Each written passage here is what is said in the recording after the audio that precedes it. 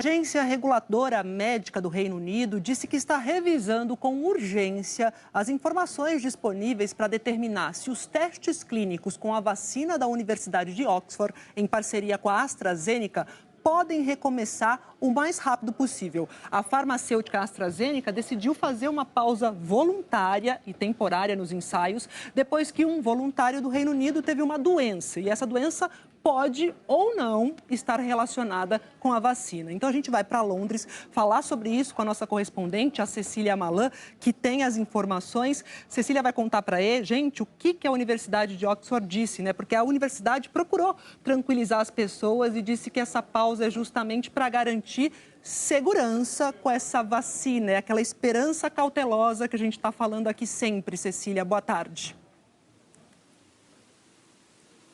Exatamente, Maju. Boa tarde a todos vocês aí no Brasil. Bom, a corrida global por uma vacina atrai, vem acompanhada de uma atenção global, de um escrutínio absoluto. E talvez por isso a farmacêutica AstraZeneca e a Universidade de Oxford fizeram questão de dizer que essas pausas não são incomuns. Fazem parte dos protocolos de segurança para garantir a integridade científica das pesquisas. A Universidade de Oxford destacou ainda que em ensaios de larga escala, doenças acontecem por acaso entre os participantes, mas elas precisam ser revistas de forma independente para verificar isso cuidadosamente, como está sendo feito agora. Os testes estavam sendo conduzidos no Reino Unido, Estados Unidos, África do Sul e aí no Brasil e foram suspensos porque um dos 30 mil voluntários apresentou uma reação adversa séria. A imprensa britânica fala em uma doença neurológica que pode ter sido desencadeada por uma longa lista de fatores, entre eles a vacina, por isso a precaução. Um pouco mais cedo, a revista Nature publicou um artigo dizendo que ainda não se sabe se o paciente que teve essa reação adversa tomou a vacina ou o placebo. O que se sabe é que esta foi a segunda vez que os ensaios clínicos da vacina de Oxford foram suspensos. A informação foi confirmada hoje cedo pelo ministro da Saúde britânico.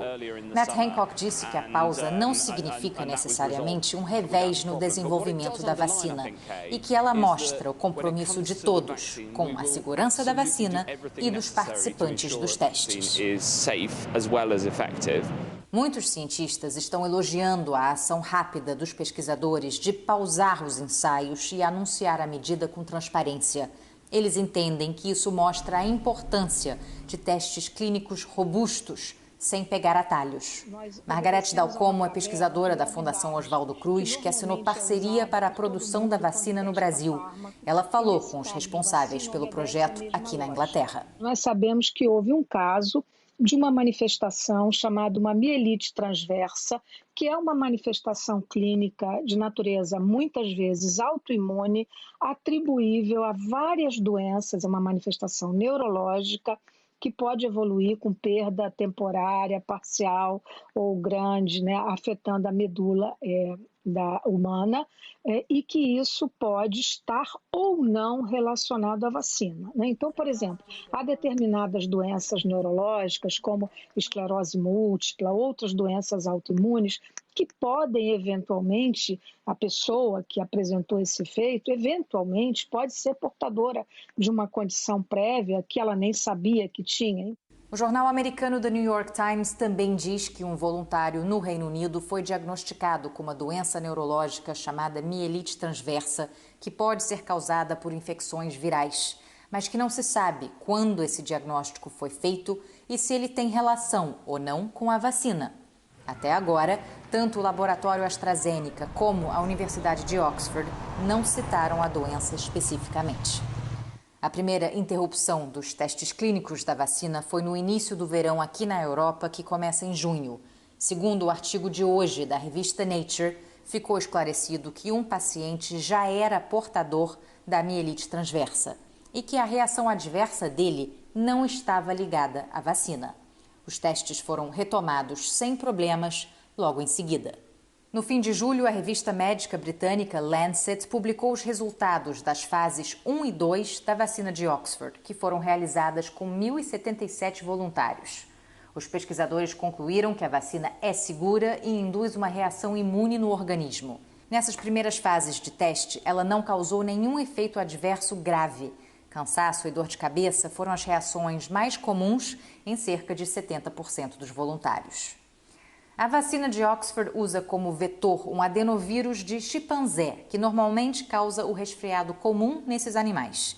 Mas ele é enfraquecido para não provocar a doença em humanos e recebe a proteína S, com material genético do novo coronavírus. Quando o adenovírus entra nas células das pessoas vacinadas, ele também fornece essa proteína. E dessa forma, o sistema imunológico aprende a reconhecer o novo coronavírus e ataca esse invasor com a produção de anticorpos e células T.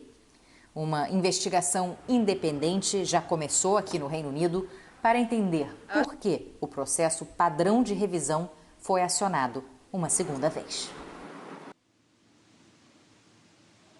Essa notícia da Universidade de Oxford, Maju, sai num momento de aumento de casos de Covid-19, tanto aqui no Reino Unido como em outros países europeus. Agora há pouco, o governo britânico anunciou a volta de algumas medidas de restrição para conter o contágio.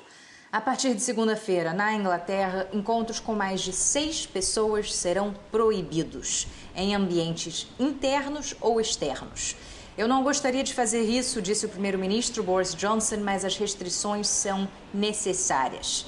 Elas voltaram depois que a média de contágio do novo coronavírus por aqui dobrou de 1.000 para quase 2.000 por dia. A multa para quem desobedecer pode chegar a R$22 mil. O principal conselheiro científico do governo disse agora há pouco que serão tempos difíceis entre agora e a primavera do ano que vem. E reconheceu que as novas restrições terão consequências econômicas e sociais, mas ele alertou que a alternativa seria muito pior. Esse é o maior controle, a socialização, Maju, desde o início da reabertura por aqui e não tem data para terminar. Obrigada, Cecília. Sobre a história da vacina, muita calma nessa hora, porque como você mesma falou, a revista Nature publicou que ainda não se sabe se o paciente que tomou a vacina, fez o teste, tomou realmente a vacina ou um placebo. Então vamos ficar aí esperando e com calma. Obrigada, viu, Cecília?